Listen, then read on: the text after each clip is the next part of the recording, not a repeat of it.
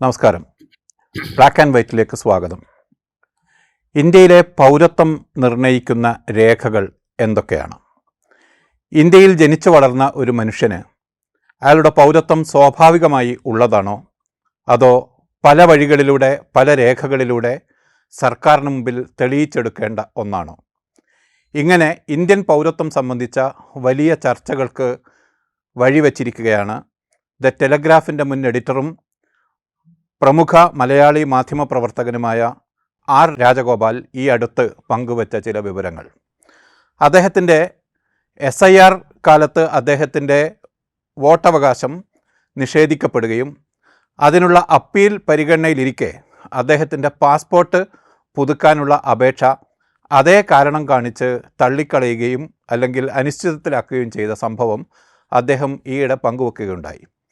അതേ തുടർന്ന് രാജ്യത്തിൻ്റെ വിവിധ ഭാഗങ്ങളിൽ നിന്ന് പല തരത്തിലുള്ള ആളുകളിൽ നിന്നുള്ള പ്രതിഷേധം ഉയർന്നു വരികയും ഇപ്പോൾ അതിനുള്ള പരിഹാരക്രിയയിലേക്ക് ഒരുപക്ഷേ സർക്കാർ പോകുന്നു എന്ന വിവരമാണ് ഏറ്റവും ഒടുവിൽ ലഭിക്കുന്നത്.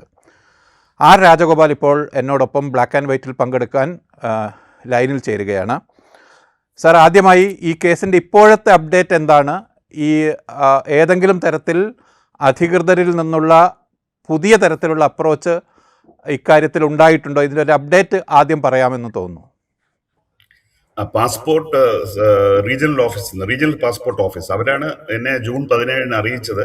നിങ്ങൾക്കെതിരായിട്ട് ഇങ്ങനെ ഒരു അഡ്വേഴ്സ് റിപ്പോർട്ട് ലഭിച്ചിട്ടുണ്ട്, SIR ഡിലീഷനാണ് കാരണമെന്ന് എന്നെ എഴുതി സാധാരണ രജിസ്റ്റേർഡ് പോസ്റ്റ് വഴിയും ഇമെയിൽ വഴിയും അറിയിച്ചിരുന്നു. അപ്പോൾ എന്നെ ഒരു ഉദ്യോഗസ്ഥൻ വിളിച്ചതിന് ശേഷം ഇന്നലെ സന്ധ്യയ്ക്കാണ് ഉദ്യോഗസ്ഥൻ വിളിച്ച്, അദ്ദേഹം ഉദ്യോഗസ്ഥനാണെന്ന് പറഞ്ഞു അവിടുത്തെ പാസ്പോർട്ട് ഓഫീസിലെ.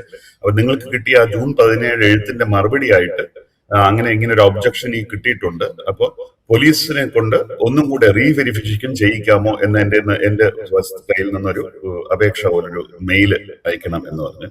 അപ്പോൾ ഞാനത് ആസ് സജസ്റ്റഡ് ബൈ യു എന്നും പറഞ്ഞ് ഞാൻ ഒരു റീവെരിഫിക്കേഷന് വേണ്ടി സീക്കിംഗ് റീവെരിഫിക്കേഷൻ ഞാനൊരു മെയിൽ അയച്ചു ഇന്ന്. അപ്പൊ അതിനുശേഷം ഇപ്പൊ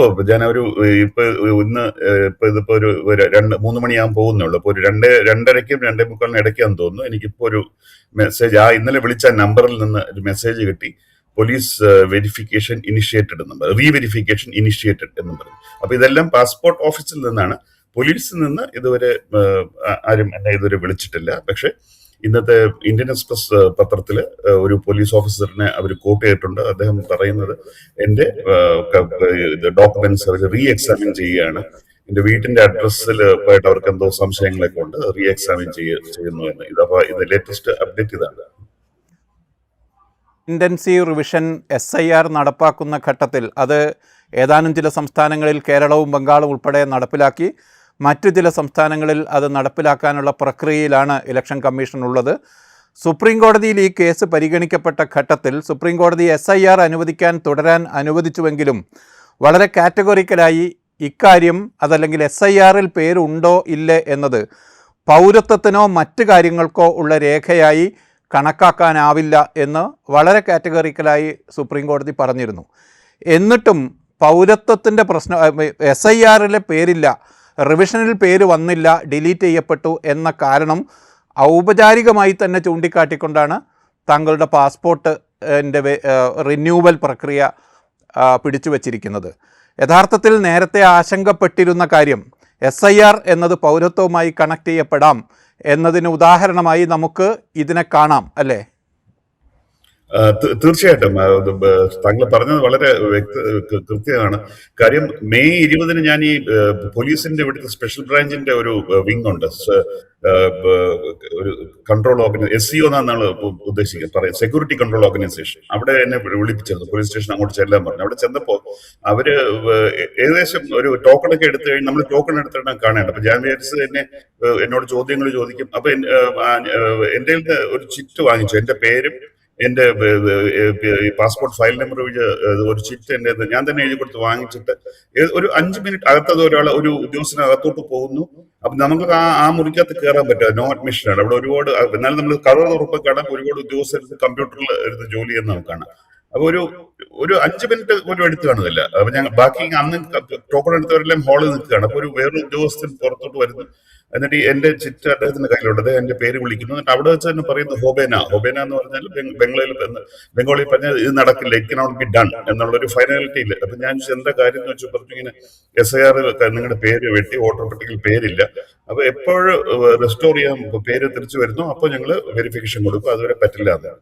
അപ്പൊ ഞാന് ഇങ്ങനെ നിൽക്കുകയാണ് അവിടെ, ഞാനങ്ങനെ ഷോക്കിൽ നിൽക്കുകയാണ്. കാര്യം ഇങ്ങനെ കോടതിയിൽ താങ്കൾ പറഞ്ഞോളൂ, നമ്മൾ പത്രത്തിൽ വായിക്കുന്നത് കോടതിയിൽ ഈസി പറഞ്ഞിട്ടുണ്ട്, ഇത് മറ്റൊന്നിനും ഉപയോഗിക്കില്ല. SIR പ്രക്രിയ എന്ന് പറഞ്ഞാൽ വോട്ടർ പട്ടിക ക്ലീനപ്പ് ചെയ്യാനുള്ള പ്രോസസ്സ് മാത്രമാണ്. സുപ്രീം കോടതിയിൽ പറഞ്ഞിട്ടുണ്ട് ഇതിനകത്ത് പൗരത്വ സംബന്ധമായ എന്തെങ്കിലും തീരുമാനം ഉണ്ടെങ്കിൽ യൂണിയൻ ഹോം മിനിസ്ട്രിക്ക് മാത്രമേ എടുക്കാൻ പറ്റുള്ളൂ. ഇത് കൽക്കട്ട പോലീസ് പറഞ്ഞാൽ ഒരു സിറ്റി പോലീസ് ഫോഴ്സാണ്. അപ്പൊ ഞാൻ ചോദിച്ചു അദ്ദേഹത്തോട്, നിങ്ങൾ ഏത് ഗവൺമെന്റ് ഓർഡറോ അല്ലെങ്കിൽ മെമ്മോ അനുസരിച്ചാണ് ഇങ്ങനെ ഒരു തീരുമാനം എടുക്കുന്നതെന്ന് ചോദിച്ചപ്പോൾ അത് പറഞ്ഞു, അദ്ദേഹം എനിക്കൊന്ന് കാണിക്കാമെന്ന് ചോദിച്ചപ്പോൾ പറഞ്ഞു, അതൊന്നും നമ്മുടെ നിയമത്തിനില്ല, ഇവിടുത്തെ നിയമം ഇതാണ് എന്ന് പറഞ്ഞു. അപ്പൊ അദ്ദേഹം തന്നെ ചിറ്റ് എന്നിട്ട് തിരിച്ചു വന്നു. അപ്പൊ ആ ചിറ്റിന് താഴെ സാധാരണ ബോൾ പോയിന്റ് പെന്നും കൊണ്ട് പേരോ ഒപ്പൊന്നുമില്ല, അതിനകത്ത് എഴുതുന്നു ഡിലീറ്റഡ് ഇൻ എക്സ്ക്ലൂഡഡ് ലിസ്റ്റ് എന്ന് 3-4 വാക്ക് ഇങ്ങനെ എഴുതി ചേർത്ത് എനിക്കത് തിരിച്ചു തരുത്. അപ്പൊ എന്റെ കയ്യിൽ ആകെ ഒരു രേഖ എന്ന് പറഞ്ഞാൽ ഇത് മാത്രമായിരുന്നു. ബഷീർ തങ്ങൾ പറഞ്ഞതുപോലെ ഈ രേഖ വെച്ച് ഇതിനകത്തൊരു ഒപ്പില്ല, പേരില്ല, ഇത് വെച്ചാണ് ഞാൻ പിന്നീട് ഇന്നലെ ഇപ്പൊ മണിഞ്ഞാന്ന് ഞാൻ ഇതിനെ കുറിച്ച് എഴുതിയപ്പോ ഈ രേഖയാണ് കാണിച്ചിരുന്നതെങ്കിൽ മിക്കവാറും ആളുകൾ പറഞ്ഞാൽ ഒന്നുകിൽ ഇത് ഇവൻ തനിച്ച് എഴുതിയില്ല. കാര്യം മുകളിൽ എന്റെ ഹാൻഡ് റൈറ്റിംഗ് ആണ്, ഞാനാണ് എന്റെ പേര് എഴുതിയിരിക്കുന്നത്, എന്റെ മുകളില് ഫയൽ നമ്പർ എഴുതിയിരിക്കുന്നത്, താഴെ അതേ നിറത്തിലുള്ള മഷിയിട്ട് ഇങ്ങനെ സാധാരണ ഒരു വളരെ കാഷ്വൽ ആയിട്ട് ഞാൻ പറയുന്നത് ഡിലീറ്റഡ് ഇൻ എക്സ്ക്ലൂഡഡ് ലിസ്റ്റ് എന്ന് എഴുതിയ പേരും ഇല്ല ഇതില്ല. അപ്പൊ അത് മാത്രം ഞാൻ പറഞ്ഞിരുന്നെങ്കിൽ ആളുകൾ തീർച്ചയായിട്ടും ഇപ്പോൾ പോലും പലരും റിപ്പോർട്ട് ചെയ്യുന്നത് ഇങ്ങനെ SIR എന്ന് രാജഗോപാൽ ആരോപിക്കുന്നു എന്നാണ് പറയുന്നത്. പക്ഷേ ജൂൺ 17 എന്നെ അപ്പൊ ആദ്യമേ ഞാൻ ഇത് അല്ല, പോലീസിന്റെ ഔപചാരികമായ കമ്മ്യൂണിക്കേഷൻ തന്നെ താങ്കൾക്ക് അതിനുശേഷം ഇമെയിൽ വഴി കിട്ടിയിട്ടുണ്ട്. അതിനുശേഷം പാസ്പോർട്ടിൽ നിന്നാണ് ഒഫീഷ്യൽ അത് കേട്ടപ്പോൾ ശരിക്കും മറ്റേത് ഞാൻ ഞെട്ടി, ശരിക്കും സ്തബ്ധനാകുന്നത്. ഒഫീഷ്യലായിട്ട് അവര് രജിസ്റ്റേർഡ് പോസ്റ്റ് വഴിയും ഇമെയിൽ വഴിയും പാസ്പോർട്ട് ഓഫീസ് വ്യക്തമായിട്ട് അതിനകത്ത് എഴുതിയിരിക്കുകയാണ്, police send an adverse report, ഇതിന്റെ നമ്പർ 1 പല കാരണങ്ങൾ കാണുമായിരിക്കും. എന്റെ അതിനകത്ത് ഒരു കാരണം പറഞ്ഞിട്ടുള്ളൂ, ഒറ്റ നമ്പർ 1 എന്ന് എഴുതിയിട്ട് ഡിലീറ്റഡ് ഫ്രം SIR എന്ന് വ്യക്തമായിട്ട് അതിനകത്ത് voter list deleted from SIR എന്ന് വ്യക്തമായിട്ട് എഴുതി. ഇത് കണ്ടപ്പോഴാണ് ഞാൻ വിചാരിച്ചത് ഇത്ര ധൈര്യത്തോടെ ഇങ്ങനെ ചെയ്യാൻ പറ്റുന്നത്. അതായത് നമ്മൾ ഇംപ്യൂണിറ്റി എന്നൊക്കെ പറയില്ല, കാരണം സുപ്രീം കോർട്ടിനൊരു വാഗ്ദാനം കൊണ്ട് സുപ്രീം കോർട്ട് ചെയ്ത്, എന്നിട്ട് പോലും അവർക്ക് ഒരു ഭയമോ ആശങ്കയോ ഇല്ലാതെ അവര് അത് റിട്ടേൺ ഇതിൽ തരികയാണ്. അപ്പൊ അങ്ങനെ ഒരു ഓർഡർ എന്റെ കയ്യിൽ ഇല്ലായിരുന്നെങ്കിൽ ഇപ്പോഴിതൊരു ഇത്ര ചർച്ച പോലും ആകാൻ വഴിയില്ല. കാര്യം അവരൊരു ഞങ്ങൾ പറഞ്ഞിട്ടില്ല, വേറെ എന്തെങ്കിലും കാരണം കണ്ടുപിടിക്കും ചിലപ്പോൾ. എനിക്കെതിരെ അല്ലെ ഇന്ത്യയിലെ ഏത് പൗരനെതിരെയും ആർക്കെതിരെയും നമുക്ക് എന്തും ആരോപണം ഉന്നയിക്കാമല്ലോ. അങ്ങനെയല്ല അവന്റെ പേരിൽ മറ്റേ ഒരു പ്രശ്നം ഉണ്ടായിരുന്നു, അതുകൊണ്ടാണ് ഇപ്പൊ പറയുന്നത് എന്തോ എന്റെ വീട്ടിലെ അഡ്രസ്സിനെന്തോ കുഴപ്പമുണ്ട്. എന്റെ അഡ്രസ് ഞാൻ 23 വർഷമായിട്ട് അവിടെ ജീവിക്കുകയാണ്. ഇതേ അഡ്രസ്സിൽ നിന്നാണ് ഈ പാസ്പോർട്ട് ആദ്യം ഇഷ്യൂ ചെയ്തത് 2005. ഇതേ അഡ്രസ്സിൽ നിന്നാണ് 2015 റിന്യൂ ചെയ്തത്. ഇതേ അഡ്രസ്സിൽ നിന്നാണ് ഞാൻ ആപ്ലിക്കേഷൻ കൊടുത്തത്. അപ്പൊ ഇത് പെട്ടെന്ന് ഇവർക്ക് എന്തോ ഈ അഡ്രസ്സിന് എന്താ പ്രശ്നം എനിക്കറിയില്ല, അത് സത്യമാണെന്നും അറിയില്ല, പത്രവാർത്തയിൽ കൂടെ കണ്ട, എന്നെ ഒഫീഷ്യലായിട്ടൊന്നും അറിയിച്ചിട്ടില്ല. ഇപ്പൊ ഈ അഡീഷണൽ സിറ്റി പോലീസ് കമ്മീഷണറുടെ ഓൺ റെക്കോർഡ് അവരുടെ ഒരു ബൈറ്റ് ഉണ്ട്, ഇത് റീവെരിഫിക്കേഷനുള്ള ശ്രമങ്ങൾ നടക്കുന്നു എന്ന് അവർ ക്യാമറയിൽ പറഞ്ഞിട്ടുണ്ട്. ഇത് ഇപ്പോഴും ഒരു ഒറ്റപ്പെട്ട കാര്യം എന്ന് നമുക്കിതിനെ മാറ്റി നിർത്താൻ കഴിയുമോ, അതോ ഈ 27 ലക്ഷം പേരിൽ ആരെ വേണമെങ്കിലും ബാധിക്കാവുന്ന തരത്തിലൊരു പാറ്റേൺ നമുക്ക് താങ്കളുടെ അനുഭവം ഒരു പാറ്റേണായി കണക്കാക്കാൻ കഴിയുമോ? ഇത് കൂടുതൽ പേർക്ക് ഇങ്ങനെ അനുഭവം ഉണ്ടായിട്ടുള്ള വെച്ചാൽ, ഞാൻ എൻ്റെ അടുത്ത് ഒരു അഡ്വക്കേറ്റ് പറഞ്ഞത് അവർക്ക് അറ്റ്ലീസ്റ്റ് 3 കേസുകൾ അറിയാമെന്ന് പറഞ്ഞു. പക്ഷെ 3 കേസ് വെച്ചാൽ വലിയൊരു നമ്പർ അല്ല. പക്ഷെ ഞാൻ പറയുന്നത് ഈ പാസ്പോർട്ട് 27 ലക്ഷം പേരിൽ തീർച്ചയായിട്ടും ഒരു നല്ല ശതമാനത്തിൽ പാസ്പോർട്ട് ഉണ്ടായിരിക്കാം. പക്ഷെ അവരുടെ എല്ലാവരുടെയും പാസ്പോർട്ട് ഒരേ സമയത്ത് റിന്യൂ ആണെന്നില്ല. അത് അടുത്ത ഒരു 10 വർഷത്തിനിടെ ചിലപ്പോൾ നമുക്ക് അറിയാൻ പറ്റുള്ളൂ എത്ര പേരുടെ കാര്യം. ഓരോ 10 വർഷം കൂടുമ്പോഴാണല്ലോ പുതുക്കുന്നത്. അപ്പൊ 10 വർഷത്തിനകത്ത് നമുക്കത് അറിയാൻ പറ്റുള്ളൂ. അതല്ലെങ്കിൽ ആളിന് അപ്പൊ ഞാൻ അറിഞ്ഞിടത്തോളം എനിക്ക് ഇവരൊരു ഗവൺമെന്റ് ഓർഡർ തന്നിട്ടില്ല, മെമ്മോയും തന്നിട്ടില്ല. ചില പത്രക്കാർ ഇന്ന് എന്നെ വിളിച്ചപ്പോൾ അവർ പറഞ്ഞു അവരും അന്വേഷിച്ചപ്പോൾ ആർക്കും ഇത് കണ്ടുപിടിക്കാൻ പറ്റിയിട്ടില്ല എന്നുള്ളതാണ്. അപ്പോ അപ്പൊ ഇതിന്റെ ഏറ്റവും ഡേഞ്ചറസ് ഇതാണ് ഈ പോളിസി കൺഫ്യൂഷനും പോളിസി ക്ലാരിറ്റി ഇല്ലായ്മയും കൊണ്ടും ഏത് ഉദ്യോഗസ്ഥനും എന്ത് വേണോ ഒഴിച്ച രീതിയിൽ പറയാം. അതുകൊണ്ട് ഏറ്റവും അത്യാവശ്യം എനിക്ക് പാസ്പോർട്ട് കിട്ടുകയോ കിട്ടാതിരിക്കുക എന്നുള്ളതല്ല പ്രശ്നം. ഗവൺമെന്റ് ഇതിനൊരു ക്ലാരിറ്റി വരുത്തണം. ഗവൺമെന്റ് എക്സിക്യൂട്ടീവ് ചെയ്തില്ലെങ്കിൽ സുപ്രീം കോർട്ട്, കാര്യം സുപ്രീം കോർട്ടിന് മുന്നിൽ വന്നൊരു വിഷയമാണല്ലോ. അപ്പൊ സുപ്രീം കോടതി തന്നെ ഒരു ഓർഡർ ഇഷ്യൂ ആണ്, ക്ലിയർ ഓർഡർ എന്തിനു വേണ്ടിയുള്ളതാണെന്ന്. അതല്ലെങ്കിൽ പാർലമെന്റിൽ ഈ പ്രശ്നം നമ്മുടെ ജനപ്രതിനിധികൾ ഉന്നയിക്കുകയും ഗവൺമെന്റിൽ നിന്ന് നിർബന്ധപൂർവ്വം ഒരു പോളിസി സ്റ്റേറ്റ്മെന്റ് ഏത് രീതിയിലായിക്കോട്ടെ, നിങ്ങൾ SIR പേരില്ലാത്തവർക്ക്, പേര് വെട്ടിയവർക്ക് പാസ്പോർട്ട് കൊടുക്കൂല, അല്ലെങ്കിൽ പാസ്പോർട്ട് റിന്യൂ ഇല്ല എന്നാണ് നയമെങ്കിൽ അത് പറയുക, നയം വ്യക്തമാക്കുക നമുക്ക് പറയും. കാര്യം ലക്ഷങ്ങളായിട്ട് 27 ലക്ഷം പേരാണെങ്കിലും മാത്രം, അത് ബംഗാളിൽ മാത്രം. കർണാടകയിൽ ഇന്ന് തുടങ്ങുകയാണ്. അപ്പൊ തീർച്ചയായിട്ടും അവിടെയും കുറച്ച് പേര് ഇതുപോലെ വരാൻ ചാൻസ് ഉണ്ട്. അപ്പൊ ഇന്ത്യയിലെ എല്ലാ സംസ്ഥാനങ്ങളും ഇങ്ങനെ വരാൻ ചാൻസ് ഉണ്ട്. അപ്പൊ വരുമ്പം നമുക്കൊരു പോളിസി ക്ലാരിറ്റി ഇല്ല. ഇങ്ങനൊരു വിഷയം ചർച്ചമായ സ്ഥിതിക്ക് ഉദ്യോഗസ്ഥർക്ക് ഇതിനെക്കുറിച്ച് അറിയുകയും ചെയ്യാം. അപ്പൊ ഓരോരുത്തർക്കും ഇതിനെ ഓരോ രീതിയിൽ ഇന്റർപ്രറ്റ് ചെയ്യണമെങ്കിൽ നമുക്കറിയില്ല. അങ്ങനെയാണ് കറപ്ഷനും മറ്റു കാര്യങ്ങൾക്കുള്ള ഒരു വിൻഡോ കൂടെ ഉണ്ടാവുകയാണ്. കാരണം നിങ്ങളുടെ പേരിൽ SIR ഞങ്ങൾ ചെയ്യില്ല എന്ന് പറഞ്ഞപ്പം സാധാരണ തന്നെ നമ്മുടെ പല ഉദ്യോഗസ്ഥരെയും ജനങ്ങളുമായിട്ട് ബന്ധപ്പെടുന്ന പോയിന്റുകളിലെല്ലാം എനിക്ക് തോന്നുന്നു ഇന്ത്യയിൽ മാത്രമാണെന്ന് തോന്നുന്നു നമ്മൾ ഗവൺമെന്റിന് ടാക്സ് കൊടുക്കാൻ വേണ്ടി നമ്മൾ കൈക്കൂലി കൊടുക്കുന്ന ഒരു സംവിധാനം പണ്ടുണ്ടായിരുന്നു ഈ മോട്ടോർ. ഇപ്പൊ അതൊക്കെ ഓൺലൈനൊക്കെ ആണ്ട് വളരെ കുറഞ്ഞു. അങ്ങനെയുള്ള സിറ്റുവേഷൻ ബംഗാളിലെ കാര്യമാണ് ഈ 27 ലക്ഷത്തിൻ്റെത്. രാജ്യത്താകെ അത് മൊത്തത്തിൽ ഡിലീറ്റ് ചെയ്യപ്പെട്ട ആളുകളുടെ കണക്കെടുത്താൽ 5,80,00,000 മറ്റോ വരുമെന്നാണ് കണക്ക്. സിറ്റിസൺഷിപ്പുമായി ബന്ധപ്പെട്ട് ഈ SIR വരുന്ന ഘട്ടത്തിലും അല്ലാതെയുള്ള പല ഘട്ടങ്ങളിലായും ഉയർന്ന ഒരാശങ്ക ഒരു നാഷണൽ സിറ്റിസൺഷിപ്പ് രജിസ്ട്രി NRC എന്നതിലേക്ക് നയിക്കാനുള്ള പല പല വഴികളായി ഒരു പക്ഷേ സർക്കാർ ഇതിനെ ദുരുപയോഗപ്പെടുത്തും എന്ന ആശങ്കയാണ് പലരും പങ്കുവച്ചിരുന്നത്. ഇക്കഴിഞ്ഞ ആഴ്ചയിൽ ഇന്ത്യൻ പാസ്പോർട്ട് തന്നെ പൗരത്വത്തിൻ്റെ തെളിവല്ല, മറിച്ച് അതൊരു യാത്രാരേഖ മാത്രമാണ് എന്നൊരു വിശദീകരണം എക്സ്റ്റേണൽ അഫയേഴ്സ് മിനിസ്ട്രിയുടെ ഭാഗത്തു നിന്നുണ്ടായിട്ടുണ്ട്. ഇങ്ങനെ നോക്കുമ്പോൾ ഒരു ഫ്ലൂയിഡായ അന്തരീക്ഷമുണ്ടാക്കി NRC എന്നതിലേക്ക് കൊണ്ടുപോവുകയാണ്, അല്ലെങ്കിൽ NRCയെ ജസ്റ്റിഫൈ ചെയ്യാവുന്ന അവസ്ഥയിലേക്ക് എത്തിക്കുകയാണ് എന്ന് നമുക്ക് അങ്ങനെ ഒരു ഫോർസീ ചെയ്യാൻ കഴിയുമോ? അങ്ങനെ ഒരു പലരും അങ്ങനെ പറയുന്നുണ്ട്. അത് ഇപ്പൊ ആ രീതിയിൽ പോയില്ലെങ്കിൽ പോലും ഇങ്ങനെ ഒരു കൺഫ്യൂഷൻ, പ്രത്യേകിച്ച് പാസ്പോർട്ടിനെ കുറിച്ച് ഇങ്ങനെ ഒരു സ്റ്റേറ്റ്മെന്റ് കഴിഞ്ഞ പാസ്പോർട്ട് സേവാ ദിനത്തിൽ ഒരു ഉദ്യോഗസ്ഥൻ പറഞ്ഞ വലിയ വിവാദമായിരിക്കുകയാണ്. അപ്പൊ ആ വിവാദം തന്നെ അദ്ദേഹം എന്തിനാണ് ഇപ്പോഴത് പറഞ്ഞതെന്നൊരു ചോദ്യം ഉണ്ട്. കാര്യം 67 നിയമമാണെങ്കിൽ ഈ സമയത്ത്, പ്രത്യേകിച്ച് പൗരത്വത്തെക്കുറിച്ചും മറ്റും വളരെയധികം അനിശ്ചിതാവസ്ഥ നിൽക്കുന്ന സമയത്ത് പറഞ്ഞത് അത് മനഃപൂർവ്വമാണെന്ന് നമുക്ക് ആലോചിക്കേണ്ടത്.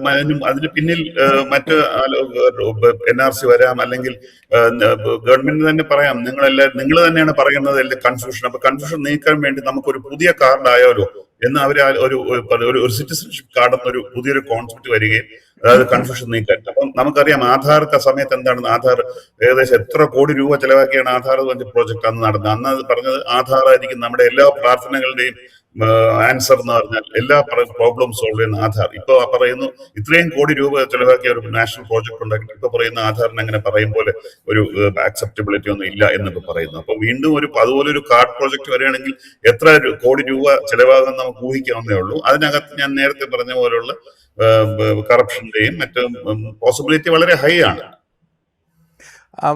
അതോടൊപ്പം ഇന്ത്യൻ പൗരത്വം എന്നതിനോടൊരു അപ്രോച്ചിൽ തന്നെ ഒരു വ്യത്യാസം വരുന്നുണ്ടോ അധികാരികൾക്ക്? അതായത് പൗരന്മാർക്ക്, ഇവിടെ ജനിച്ചു വളർന്ന മനുഷ്യർക്ക് സ്വാഭാവികമായി ലഭിക്കേണ്ട ഒന്ന് എന്നതിനപ്പുറത്ത് പൗരന്മാർ രേഖ സബ്മിറ്റ് ചെയ്ത് തെളിയിച്ചെടുക്കേണ്ട ഒന്ന് എന്ന ഒരു റിജിഡായ അവസ്ഥയിലേക്ക് പൗരത്വത്തെ സംബന്ധിച്ചുള്ള ഒരു സമീപനത്തിൽ തന്നെ ഒരു വ്യത്യാസം വരുന്നതായി തോന്നുന്നുണ്ടോ? തീർച്ചയായിട്ടും അത് തന്നെയാണ് ഏറ്റവും പ്രധാനപ്പെട്ട കാര്യം. നമ്മൾ ഈ രേഖകൾ ഒന്നുമില്ലാതെ ഞാനിപ്പോ എനിക്ക് 57 വയസ്സായി. ഇത്രയും നാള് ഒരു പ്രശ്നമില്ലാതെ വളരെ സമാധാനപരമായിട്ട് രാജ്യത്ത് ജീവിക്കാൻ പറ്റിയായിരുന്നു. പക്ഷെ പെട്ടെന്ന് നമ്മുടെ തന്നെ അസ്തിത്വത്തെ തന്നെ ചോദ്യം ചെയ്യുന്ന രീതിയിലുള്ള ഇത് വരുമ്പോ ഒരു പോളിസി ഷിഫ്റ്റ് ഉണ്ടായിട്ടുണ്ട്, അത് യാതൊരു സംശയമില്ല. അതോടൊപ്പം താങ്കൾ ഇക്കാര്യം വെളിപ്പെടുത്തിക്കൊണ്ട് പ്രധാനപ്പെട്ട പറഞ്ഞ ബർഡൻ ഓഫ് പ്രൂഫ് നമ്മുടെ മേലിലാണ് ഇപ്പൊ ചുമത്തുന്നത്.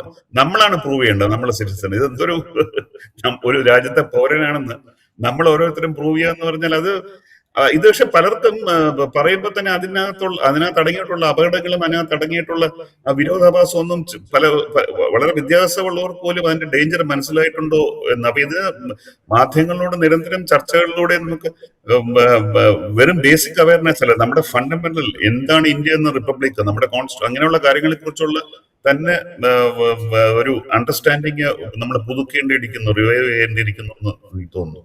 താങ്കൾ ഇത് വെളിപ്പെടുത്തിക്കൊണ്ടുള്ള താങ്കളുടെ റൈറ്റപ്പിൽ അവസാന ഭാഗത്ത് മാധ്യമങ്ങളെക്കുറിച്ചാണ് പറയുന്നത്. സമീപകാലത്ത് താങ്കൾ ന്യൂസ് പേപ്പറുകൾ വായിക്കുന്നില്ല, വായിക്കേണ്ട കാര്യമില്ല എന്ന മട്ടിൽ ഇത്തരത്തിലുള്ള ഗുരുതരമായ ദേശീയ പ്രശ്നങ്ങൾ ഏറ്റെടുക്കുന്നതിൽ നിന്ന് മാധ്യമങ്ങൾ മാറിക്കഴിഞ്ഞിരിക്കുന്നു, പൂർണ്ണമായും അതിൽ നിന്ന് അബ്സ്റ്റെയിൻ ചെയ്ത് നിൽക്കുകയാണ് മാധ്യമങ്ങൾ എന്ന് താങ്കൾ പറയുമ്പോൾ ഇന്ത്യയിലെ ജേർണലിസത്തിൽ സംഭവിച്ചിരിക്കുന്ന മാറ്റം കൂടി അതല്ലെങ്കിൽ ഒരു ജനകീയ പ്രശ്നങ്ങൾ ഏറ്റെടുക്കാൻ ഇനി മുഖ്യധാരാ മാധ്യമങ്ങൾ ഇല്ല എന്ന ഒരു ദുരവസ്ഥ കൂടി താങ്കൾ വെളിവാക്കുന്നുണ്ട്.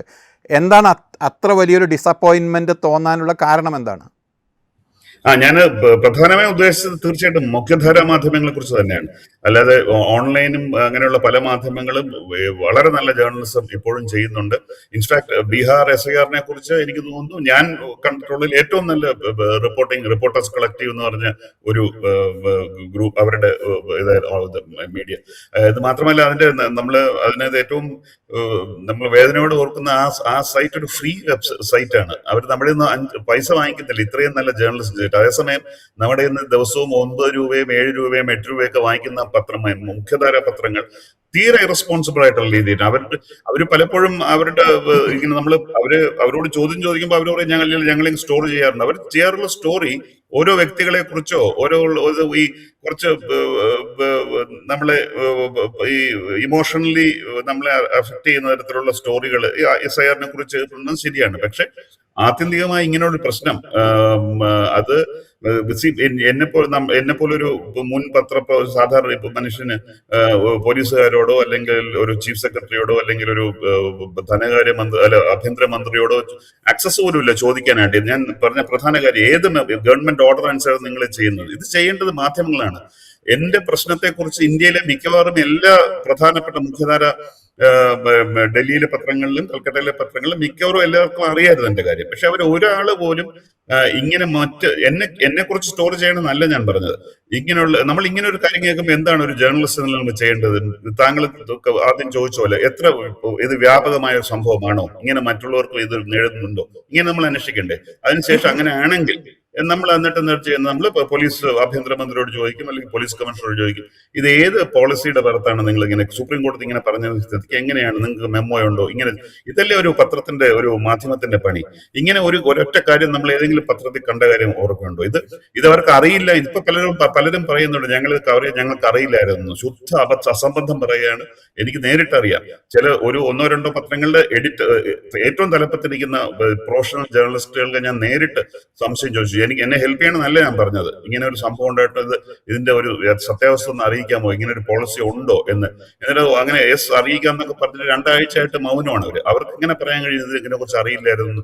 ഇത് ഞാൻ പറയുന്നത് നമ്മുടെ ഓരോ ദിവസവും 9 രൂപയും 7 രൂപയും വെച്ച പത്രത്തിന് കാശ് വാങ്ങിക്കുന്നവരാണ് ചെയ്യുന്നത്.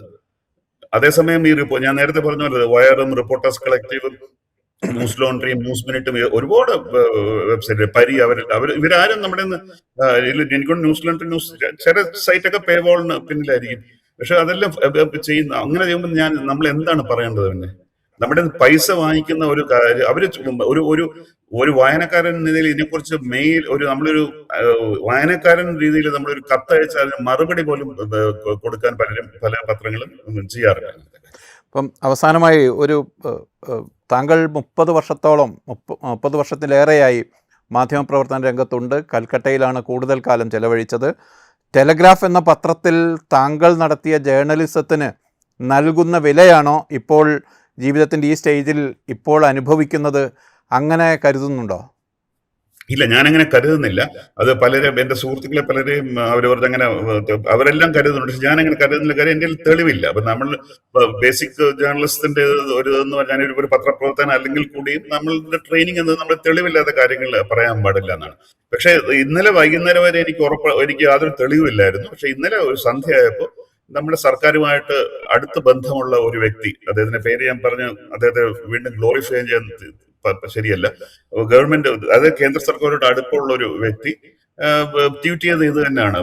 ഈവനിങ് ഈ പണ്ട് പ്രധാനമന്ത്രിയും മറ്റുള്ളവരെയും നിശിതമായി വിമർശിക്കുകയും മറ്റ് അവന്റെ തലക്കെട്ടുകൾ മറ്റുള്ളവരെ അവമാനിക്കാൻ വേണ്ടിയൊക്കെ ചെയ്ത ആ സമയത്ത് എഡിറ്റേഴ്സ് ഗിൽഡൊക്കെ എവിടെയായിരുന്നു എന്ന് പറഞ്ഞ് അദ്ദേഹം ഒരു ട്വീറ്റ് ഇടും. അപ്പൊ അതിനോട് ആ ട്വീറ്റിന് മറുപടിയായി മറ്റു പലരും, പല അറിയപ്പെടുന്ന ആളുകൾ പോലും അദ്ദേഹത്തിന്റെ തന്നെ ട്വീറ്റ് ഫോർവേഡ് ചെയ്തിട്ട് അതിനകത്ത് ചോദ്യം ചോദിക്കുന്നുണ്ട്. അപ്പൊ ഇന്ത്യയില് പൗരത്വം സംരക്ഷിക്കാനുള്ള ഒരു യാഡ് സ്റ്റിക്ക് ഇതാണോ, അതായത് പ്രധാനമന്ത്രിയെ വിമർശിക്കാതിരിക്കുക എന്നതാണോ അങ്ങനെയാണോ നമ്മൾ നമ്മുടെ പൗരത്വം പ്രൊട്ടക്ട് ചെയ്യേണ്ടത് എന്നൊരു ചോദ്യം, അതൊരു വലിയൊരു ചോദ്യമാണ്. അതിന് അദ്ദേഹം ഇതുവരെ മറുപടി നൽകിയിട്ടില്ലെന്നാണ് അറിയുന്നത്.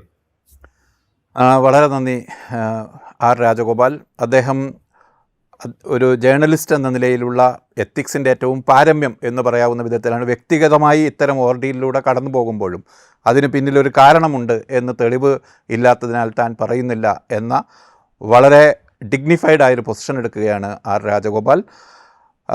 ഈ അവസ്ഥയിൽ ഇത്തരത്തിലുള്ള പ്രതിസന്ധിയിലൂടെ കടന്നു പോകുമ്പോൾ അദ്ദേഹത്തോട് ഐക്യപ്പെടുന്ന ജനായത്തവാദികളായ മനുഷ്യരുടെ കൂട്ടത്തിൽ സ്റ്റോറി മങ്കും നിലകൊള്ളുന്നു.